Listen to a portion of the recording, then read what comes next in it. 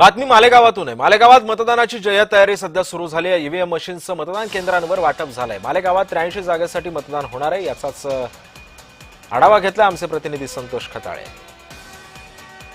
मालेगाव महानगरपालिकेसाठी उद्या 83 जागेसाठी मतदान होणार असून या ठिकाणी आता आपण बघू शकतो सकाळपासूनच या ठिकाणी कर्मचारी जे आहे ते मतदान साहित्य घेऊन आपापल्या मतदान केंद्रावर जात आहेत। त्यासाठी आता सकाळपासूनच या ठिकाणी गर्दी झाली। तर आपल्याशी बोलण्यासाठी निवडणूक निर्णय अधिकारी आपण त्यांच्याकडून जाणून घ्या।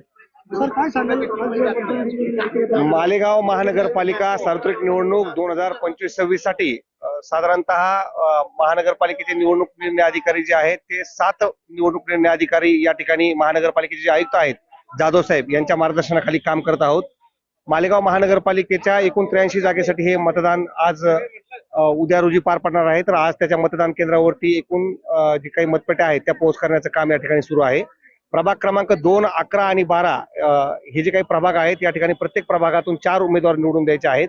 त्याच्यासाठी ही निवडणूक निर्णयाची प्रक्रिया चालू आहे। आज साधारणतः 83 मतदान केंद्रावरती 495 अधिकारी कर्मचाऱ्यांची या ठिकाणी रवानगी होणार आहे मतदान केंद्रासहित। एकूण 6 सेक्टर ऑफिसरच्या माध्यमातून या ठिकाणी आम्ही त्यांच्यावरती नियंत्रण ठेवायचं काम करतो आहोत। तसेच काही संवेदनशील जे केंद्र आहेत त्या ठिकाणी देखील पुरेसा पोलीस बंदोबस्त पोलीस प्रशासनाने या ठिकाणी ठेवलेला आहे। अतिशय शांततेच्या वातावरणात ही निवडणुकीची प्रक्रिया पार पडणार आहे।